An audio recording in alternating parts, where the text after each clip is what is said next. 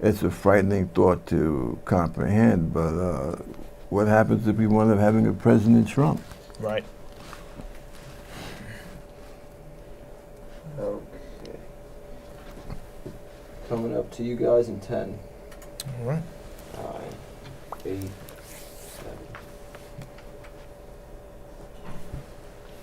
Two, 1. Well, good afternoon, everyone. This is Bob Gumbs with the Concerned Forum. And today we have a gentleman, my good friend, Mr. Nkosi Anderson. And I say good friend in the sense that I see that we share a basic sane belief that people need to be treated with justice. I'm going to let Mr. Anderson, Brother Nkosi, talk about just what it is that he wants to accomplish by coming on my show. Please. Well, Bob, thanks for having me. I appreciate being here and appreciate what you're trying to do with this program. Thank you. It's very important. Thank you. So I am a member of the Stop Mass Incarceration Network. And the Stop Mass Incarceration Network is an initiative created by Carl Dix and Dr. Cornel West. Brother Cornell. And what we've been seeing of late in this country in the last year or so are increased incidents of police killings. Yes, unfortunately. We've seen the people crying out.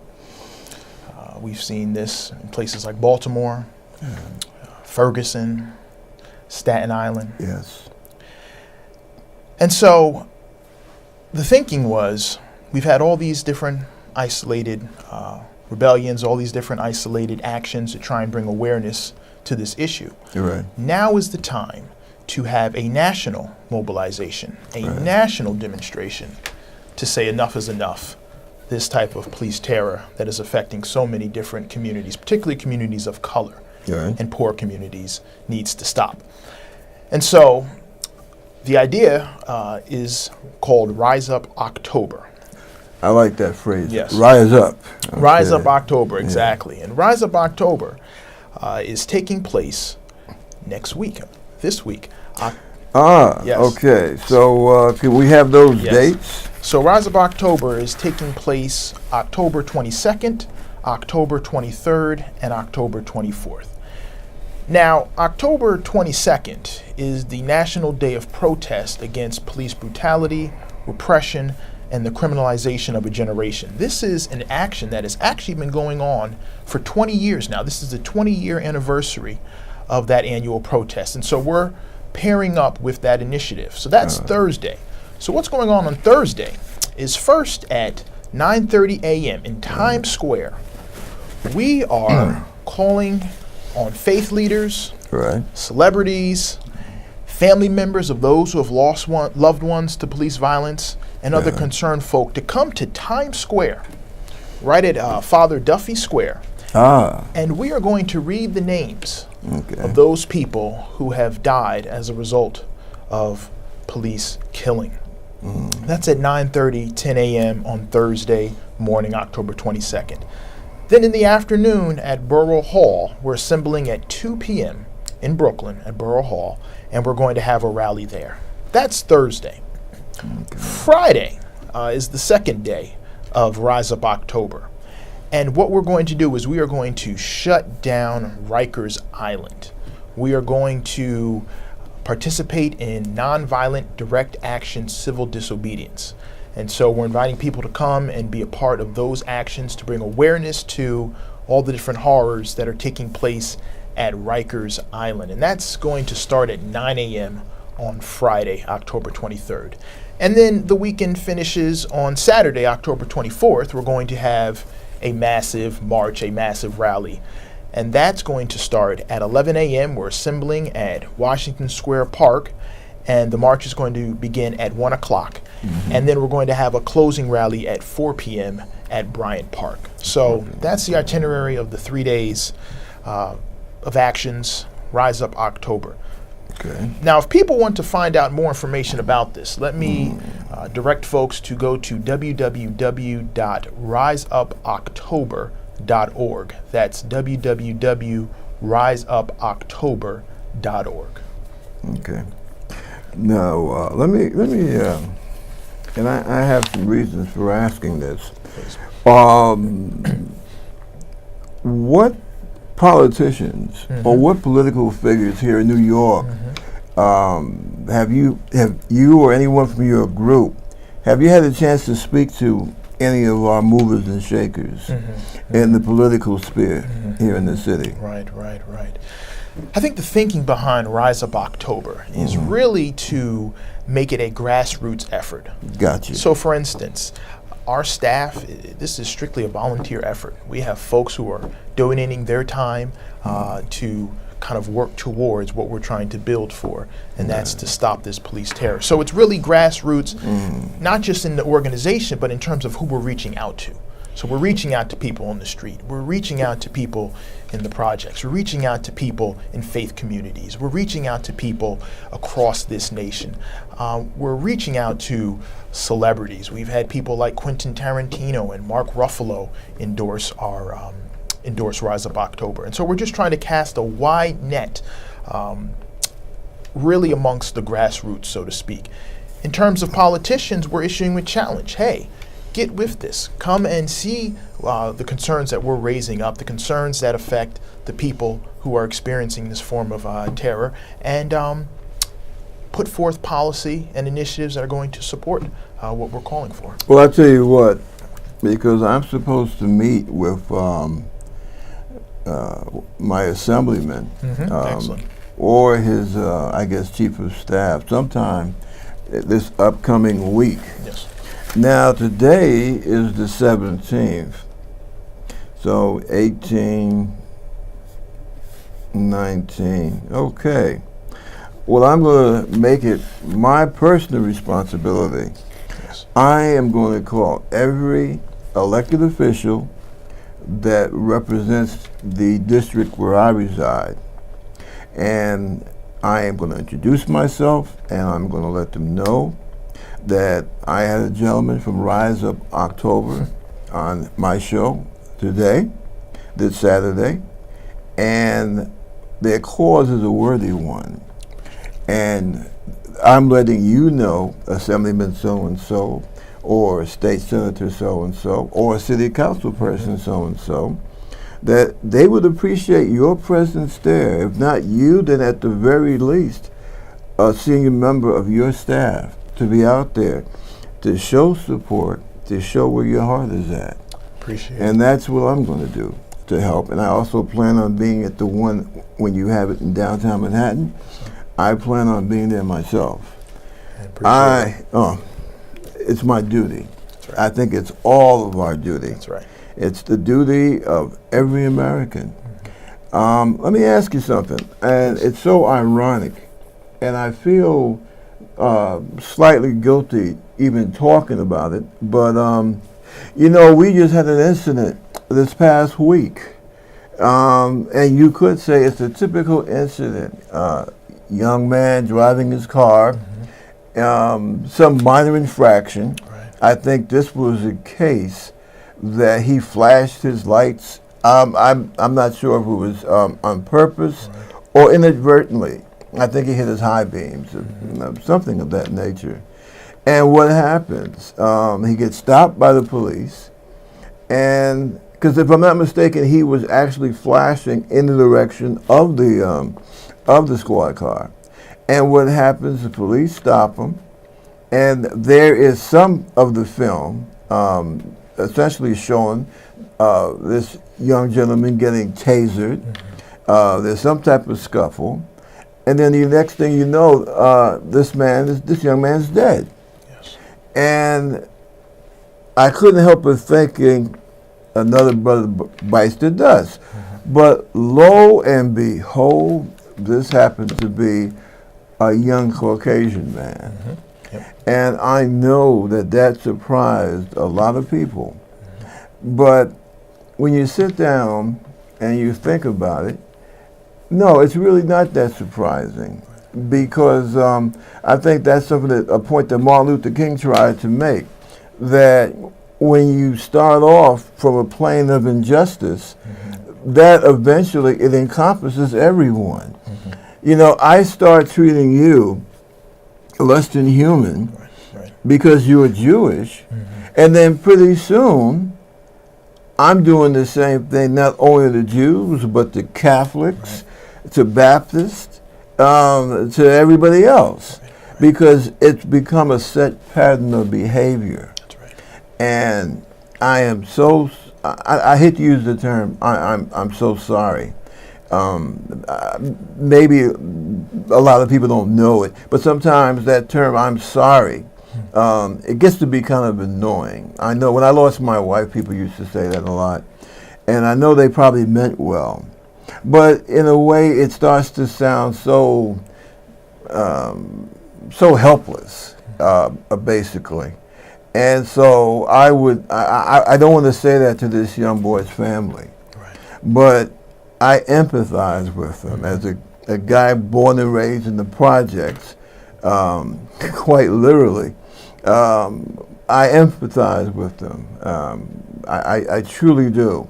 But that is what happens when you allow a bad system to continue. Right. Now, let me ask you something. We've already had the first, couple of Republican debates for their primary. We just had a Democratic debate. Right. How does what your group is trying to do, how does that blend in to what we're trying to do in the Democratic Party? Where do you see the link up there? Right. Well, I think with respect to the Democratic Party, you've seen increased attention placed by the candidates on issues of racial justice, be it our criminal justice system, be it the job market, be it access to quality education, et cetera, et cetera. But they've been pushed to get there. So we've seen incidents of Black Lives Matter activists, for instance, showing up at rallies, pushing Bernie Sanders, pushing Hillary Clinton, pushing these different activists to take a greater, draw a greater focus on these issues of racial justice. Right. And so I think it's a positive. Okay. Were you going to say something? No, I was just, I was pondering. When I started this show, I made a promise that we'd always be transparent. Right. And I have to be transparent. I'm a very strong supporter of Bernie Sanders. And I also am a member of Black Lives Matter. I was there when they had, I believe it was their first or second mass meeting. Where were we? Over at the church over here in the west side of Manhattan.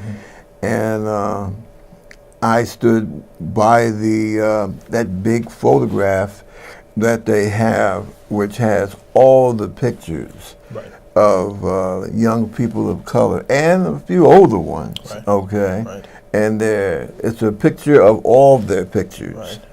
And I'm proud to say that I'm being seen holding on to one end of that, what would you call it, a panoramic type photograph, huge photograph.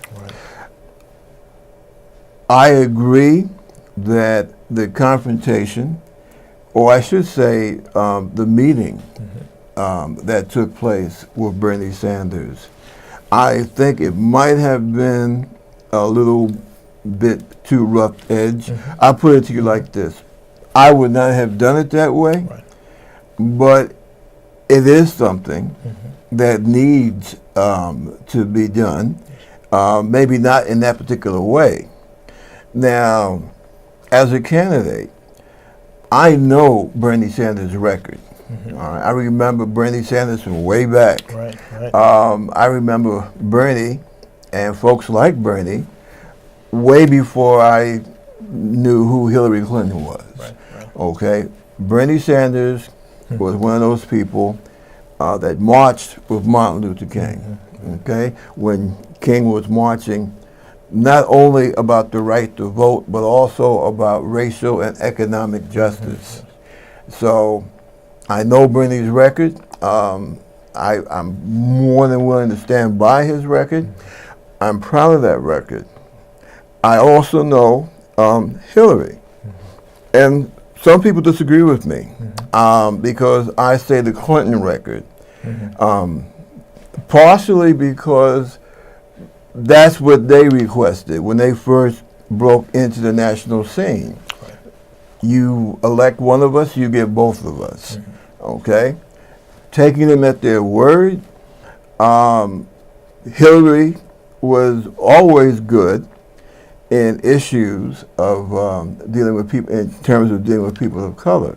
However, although I think she meant well, and so did Bill to a point, but sometimes we can do things and we mean well, but our policies might not have the effect of matching up our feelings and our meaning with what actually happens.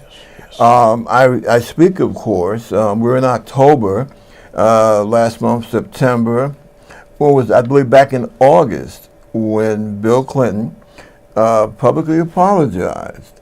Now, I think there was something else going on that news day, but he apologized for the whole lock 'em up, throw away the key syndrome. Right. That was the forerunner, and that affects us to this very day, of thinking that we could build prisons and somehow arrest our way out of crime. Right.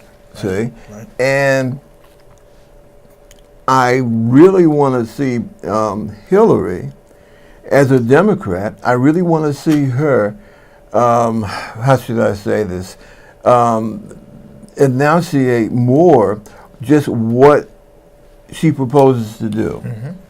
What does she propose to do on a national level if she wins our party's nomination and she goes on to run for president and wins?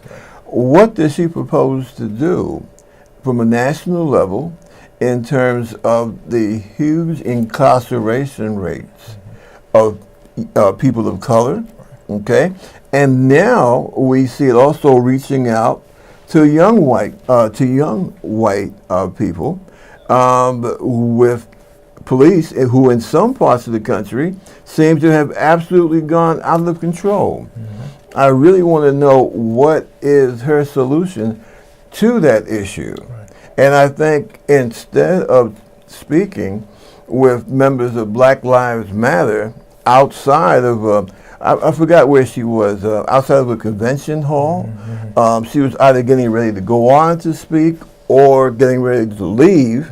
No, I think what she needs to do, she needs to sit around a big round table, much larger than this one, and she needs to basically illustrate what it is that she wants to do. What does she think needs to happen? And that's one of the things that I think that Black Lives Matters really needs to, I don't like to use the term holding someone's feet to the fire, but I think that's something, an issue that Black Lives Matters really needs to, target her on, to speak to her on in a separate venue. Okay. Now, one other thing. I try to be careful because I don't like being stereotyped. But by the same token, I don't like the people and the things that I care about to be stereotyped. Now, there has been a certain amount of backlash against the term of, or the use of the term Black Lives Matter, where we're getting hit with, all human life matters, or cops' lives matter, or blue lives matter. I've seen all these, different variations of that. And I think that what needs to be said to clear this whole thing up, the reason that the term Black Lives Matter is apropos to what we're dealing with in this country now is because of the fact that, unfortunately, this country has a history of not valuing black life, okay? Of not valuing brown life. And people, they hear that phrase, Black Lives Matter, and I know Americans sometimes are very, very hypersensitive, let's say, about the race issue. So they hear a term like that and they say, oh, well, that's just a bunch of young blacks trying to start something. And, you know, or trying to intimidate people. Or I've even heard some say, you know, hey, they're trying to intimidate the police. And no, it's not about that. Actually, it's about history. And one of the problems of America is that as a nation, I always think, and I'm not trying to move to another venue or go off on a separate tangent, but a lot of times these things tie into each other. We as a nation find ourselves many times sending home body bags from different parts of the world, i.e. the Middle East, because of the fact that we don't really know or understand the history of the peoples that we're dealing with. This I speak with some knowledge, having served my country in the military for a total of about 26, 27 years. Army, Navy, Navy Reserve, and Army Reserve. And I would see that as our biggest problem when we talk in terms of foreign policy. We're in a, shall we say, a bit of a scrape now in the place called Afghanistan and another place called Iraq, and God knows where else in that part of the world, because of the fact that we don't understand the history or have any full knowledge of the people in the areas that we're dealing with. And I think that that is the result of the fact that in America, many of us are reluctant to look at our own history. Because if you know the history of a given situation, then you can understand why certain things are happening in certain ways. Why these young people feel that they have to, not just young people, but middle-aged people and elderly people, why they feel they have to have big signs waving that says Black Lives Matter. Because for so long in the history of this country, especially from the mid-1600s, and what became the 13 English colonies, which went on to become the United States of America, non-white life did not matter. And since we're especially talking about black folks, yes, that's what happened. It was taught that our lives just didn't matter. And so now we have a situation where we have a group of people that are saying, no, our lives do matter. We are human. We are entitled to a certain amount of respect, A, as human beings, and B, as citizens of this republic. And that's why the term Black Lives Matter is the appropriate term. It might sound very harsh to the ears. It might make many Americans who still feel that this is the land of the free and the home of the brave, it might annoy them somewhat. They also might be annoyed at the fact that this gentleman and his group feel that they have to try and call attention to themselves by having mass rallies and demonstrations. But there's a reason for this. And if you would take the time, study your history, not anybody else's history, but the history of this country, then you'll understand the reason for these demonstrations. And that's one thing that I especially like about Bernie Sanders. Oh, God, this weather.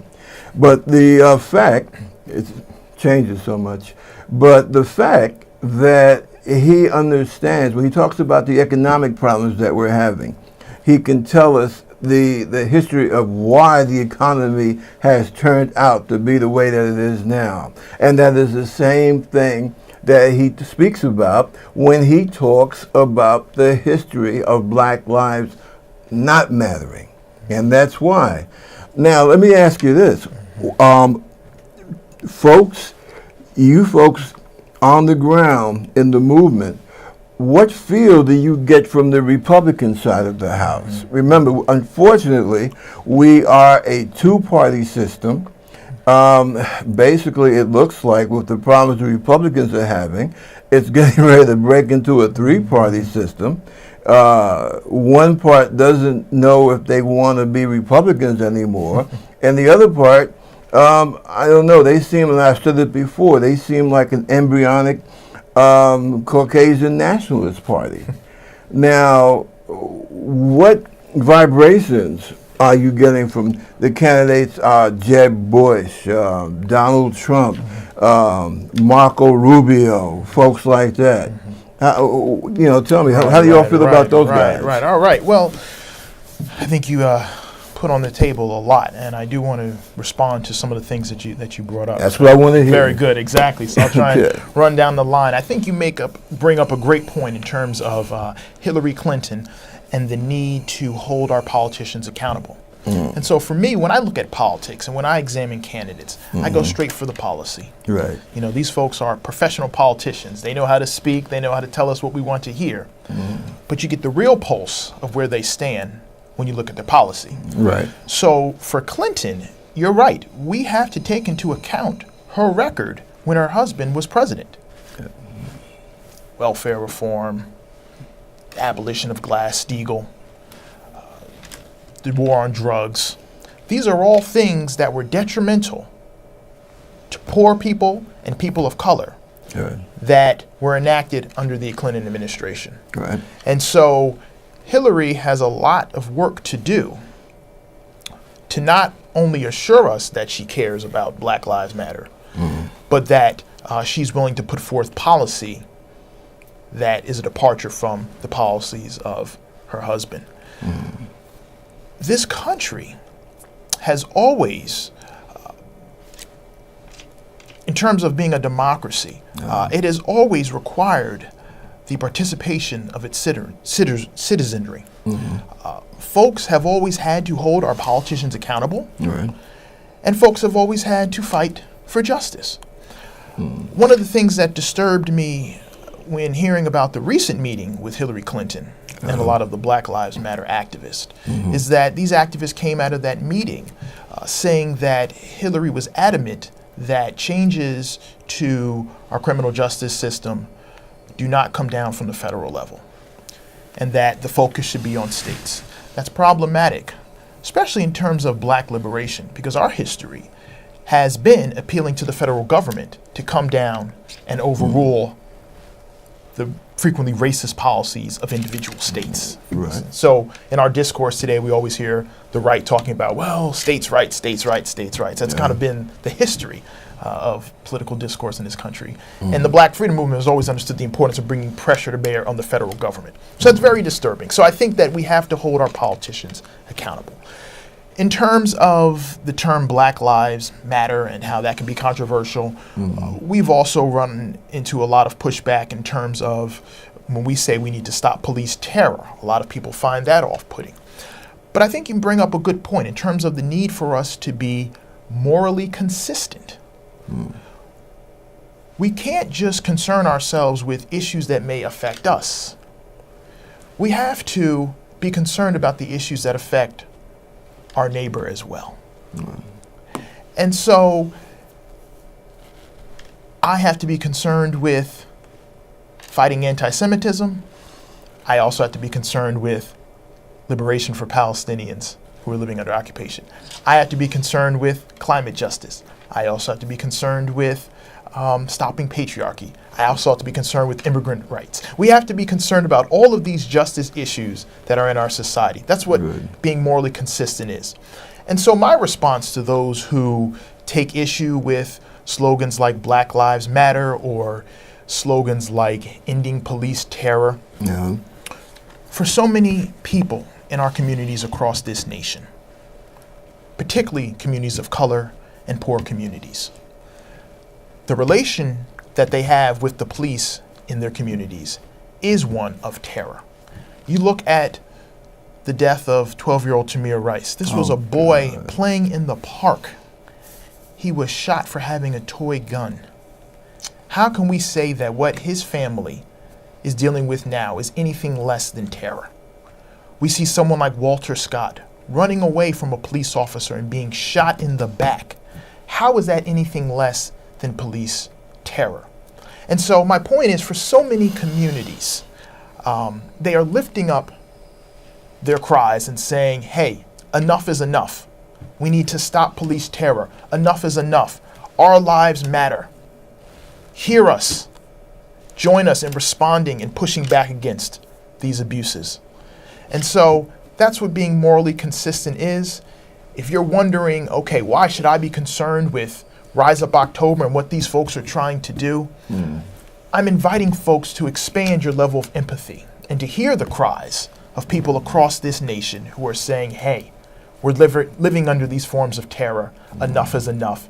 It has to stop now.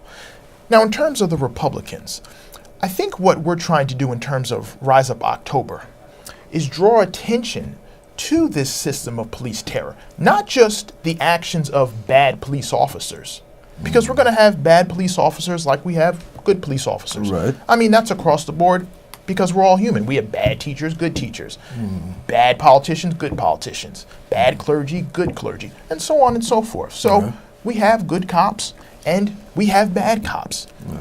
We're saying, one, we need to hold those bad cops accountable.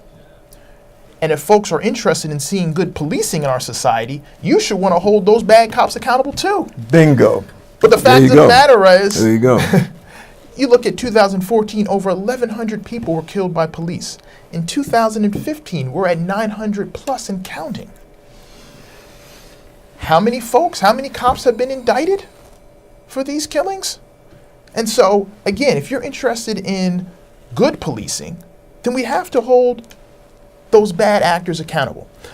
But more so than individuals, we're trying to draw attention and bring awareness to a system, the system of policing in this country, which, like you said, is just like any other system in this country. It has a history. And the history of policing in this country is one that emerged during the times of slavery, during the colonial period. It is one that has been inherently racist, and it has been one that has been inherently dedicated to protecting the interest of private property. Right. And so when we see different rebellions taking place in Baltimore and Ferguson, what's the response that our corporate media makes? It's like, oh, wow. It seems like there's a greater focus on broken windows and, looting stores, which are bad. But there seems like there's a greater focus on that than people actually dying or broken necks. And that's problematic. But it's part of a system that prioritizes private property over individual lives. And so we're trying to draw attention to a system. I say that to a system that needs to be changed because it's a system that's actually working the way that it's designed to work. And that's to oppress people of color, designed to oppress poor people, and designed to protect the interest of the affluent. Now, to answer your question in terms of the GOP, I think it's pretty clear that our Republican candidates are concerned with preserving this system. Yeah. They're serving the interest of the elite. You look at the Tea Party, you look at the bigots who are coming out to these Trump rallies, you hear the bigoted things that he's saying about immigrants and women. The reactionary right is concerned with preserving this system of inequality and injustice. And so they're not saying pretty much anything about what we're talking about, and that's to be expected. I will say this. So we have our Democratic Party candidates. If I had to choose one, I'm going with Bernie. Cornel West, who's one of the initiators of the Stop Mass Incarceration Network, God bless is him. a key advisor to Bernie Sanders. Yes. When I talk to him, the one thing that he always comes back to with respect to Bernie is the integrity that he has. So like you said, he's been one who's been committed to fighting for social justice for many years. But even Bernie, on certain issues, we have to continue to push and Right. hold him accountable. That's what we have to do. But I do also want to lift up some other candidates who are out there. There's Jill Stein in the Green Party. Yes. She's doing a lot of work. She has actually endorsed our call. Yeah. There's Gloria La Riva. She's running on the Party for Socialism and Liberation. These are third-party candidates, Right. which, if we're serious about having a fully functioning democracy, we need to create spaces in which all voices are allowed to speak. Everybody all at the voices table. have a seat at the table. Yes. And then allow the citizens to choose. So I just wanted to lift up those candidates as well.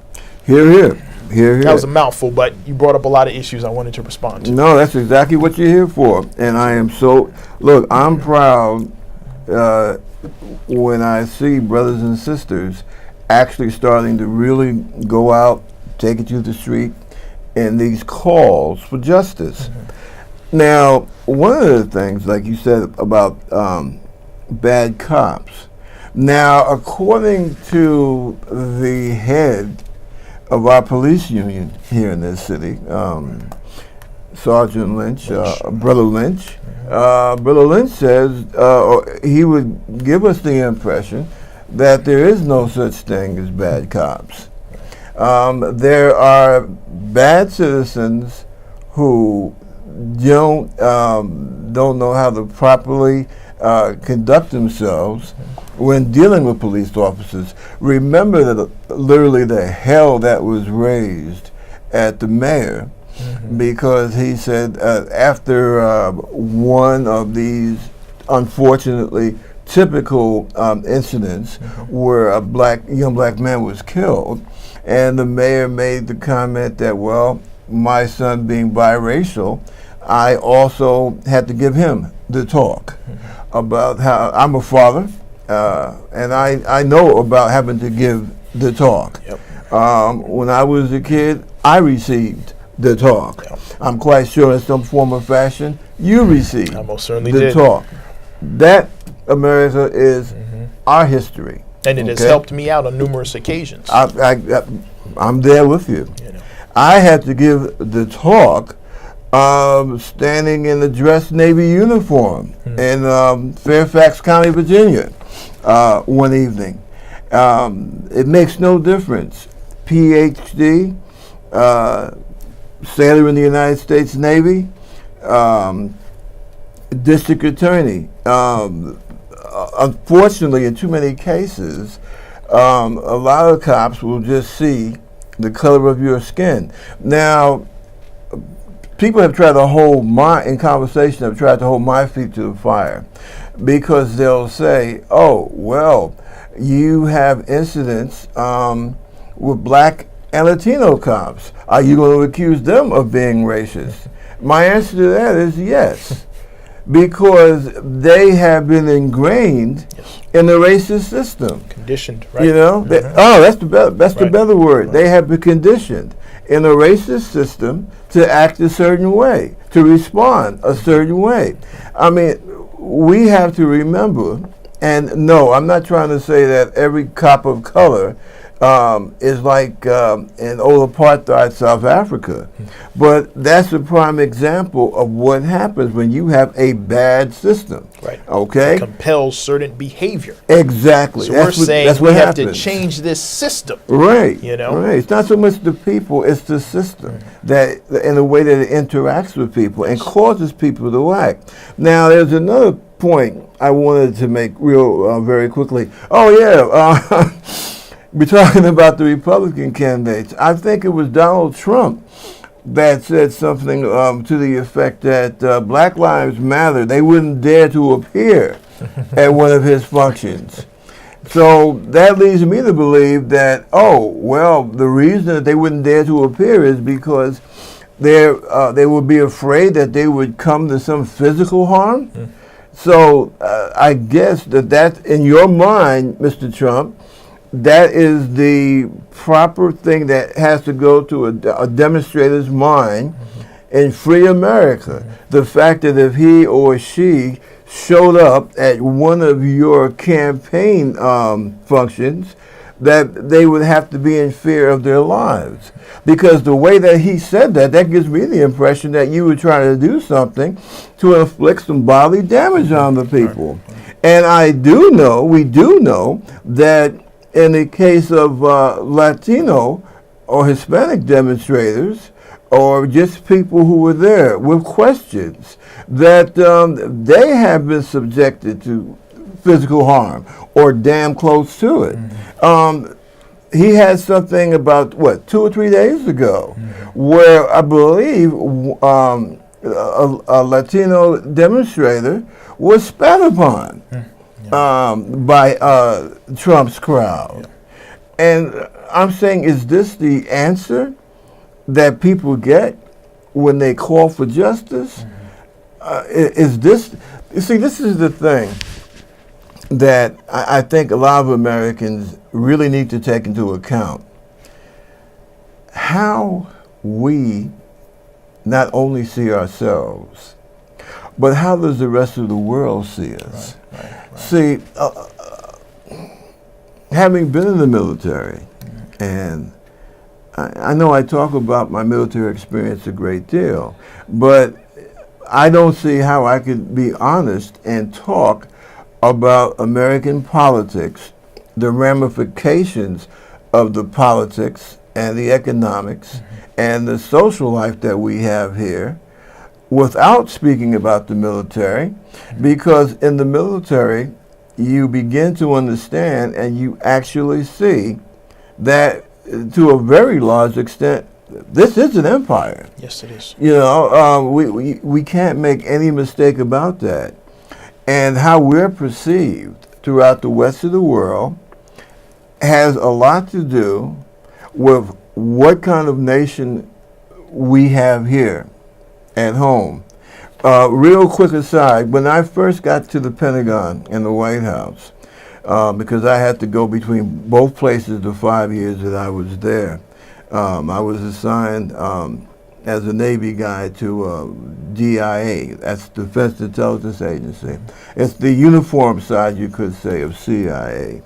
And the first thing that they did upon receiving my top secret clearance, I was sent with about 33 other, about 35, 36 other people. These were generals, admirals, very senior civilian government people. And I was the only black guy in that class. I was the only enlisted person, period, in that class. And the class was essentially about America, in particular, our history in terms of civil rights. Now, it was taught by some old hands, a retired CIA guy, and a retired State Department type. And what they did, they were teaching us counter-espionage. Now, this is in the 80s, and so we're right in the middle of Reagan's Cold War battle against the Soviet Union.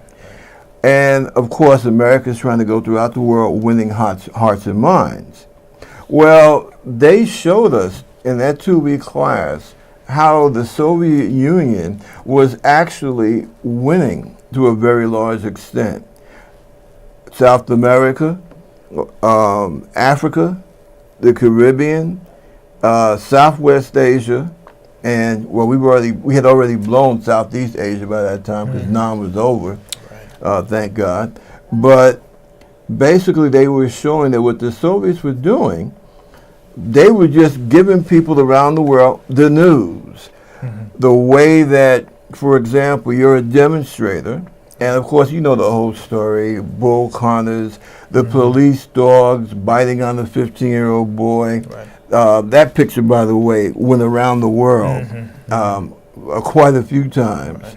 And the cases where the police would say, oh, well, the people this person that we arrested during the Civil Rights March, well, he tried to escape from jail, and that's how he got killed. All that stuff, right? The Soviet Union was taking that, and they were going to go out I hate to use this term, the third world, and they were saying, oh, so you want to hang out with the Americans, huh? This is what they do to dark people in their country.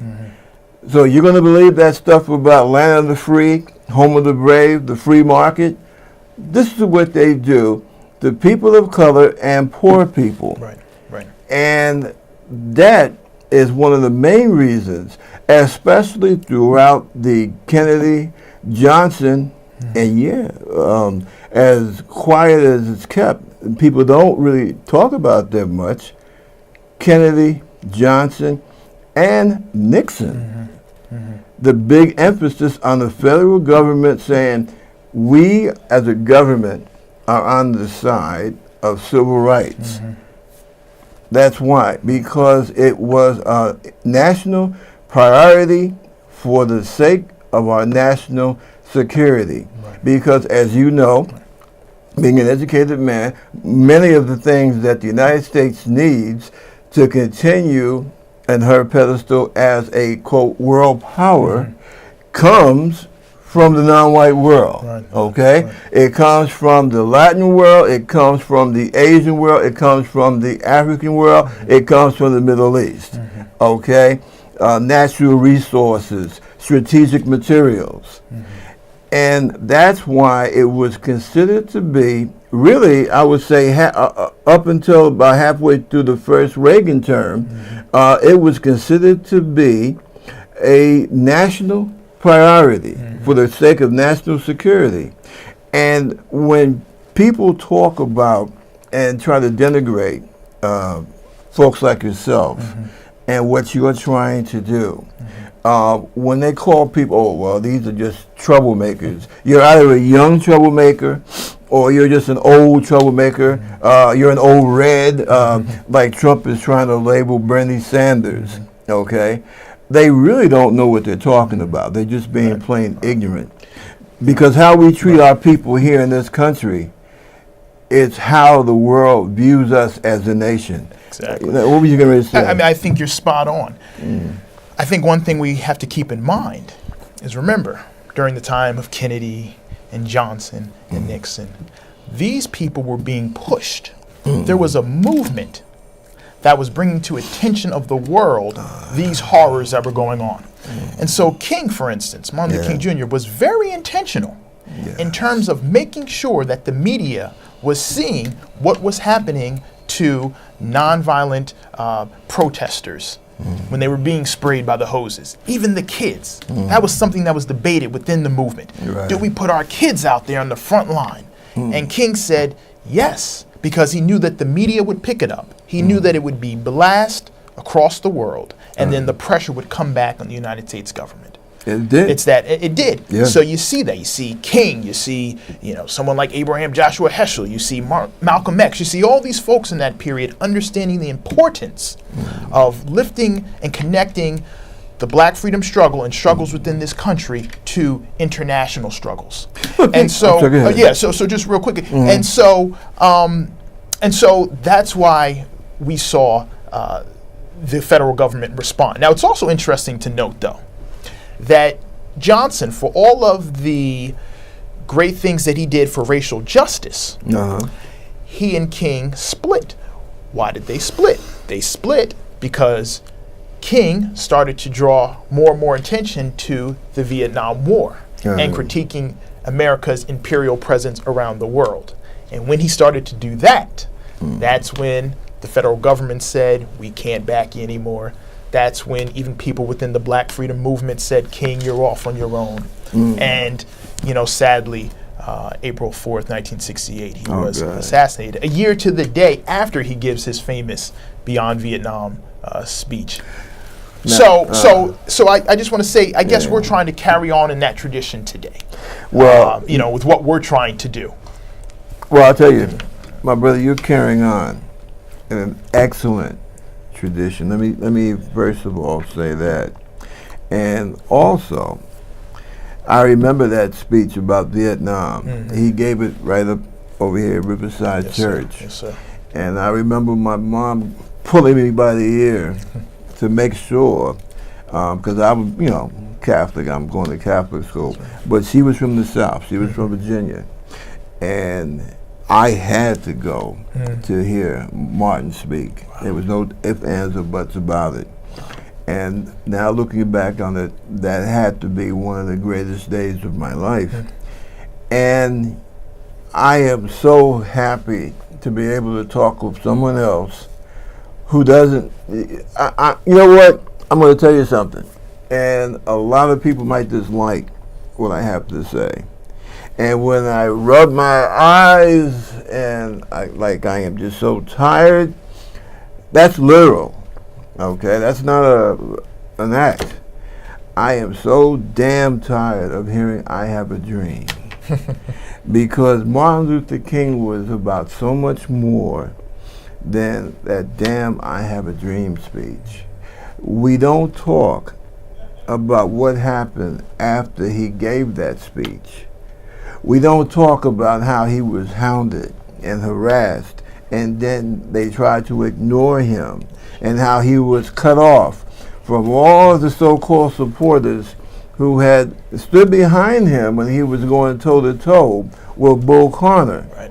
But when he started talking about Vietnam and the effect that it had on our economy, that the effect that it had on our psyche, how it was taking people, taking young men and Americans in general, and turning us into a nation of violent brutes. They don't want to talk about that. They just want to talk about this damn dream. Right, right.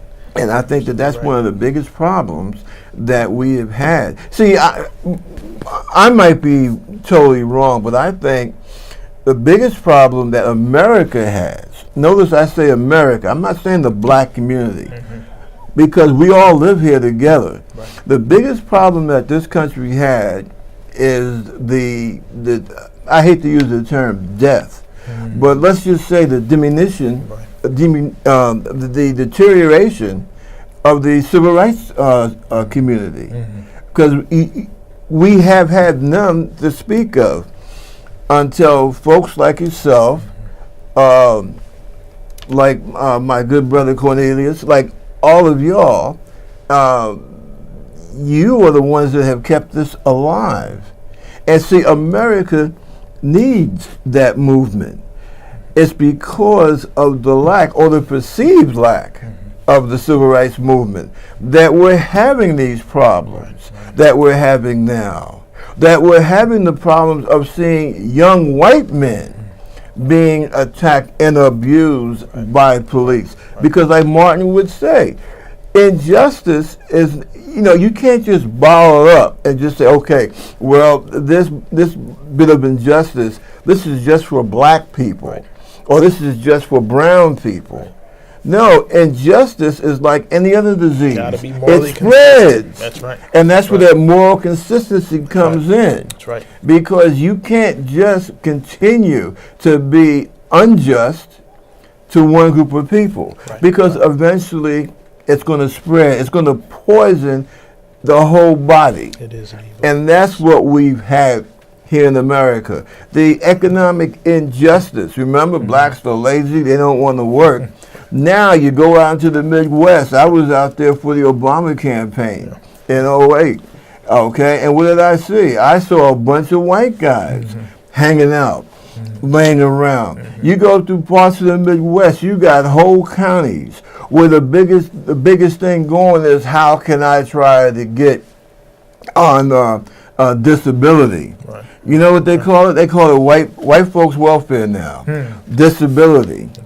Because why? Because our politicians, primarily the Republicans, but I also hold the Democrats, who basically have stood by and said nothing, but basically it's the Republican deal about cursing and, denying the humanity of a welfare mother trying to feed her kids with food stamps, but it's okay to pay corporations and wealthy people to take jobs, factory jobs, all types of jobs, and move them out of that community in the Midwest and send it overseas. Right. And then you wonder why you have problems. I'm sorry, brother, you're going to make a point. No, I mean, I agree. I mean, we have to find a way to connect all of these different justice issues that are affecting our society, our brothers and our sisters. We have to find a way to come together, to express empathy, to stand in solidarity with one another, and to have the mentality that, hey, what affects one of us affects us all.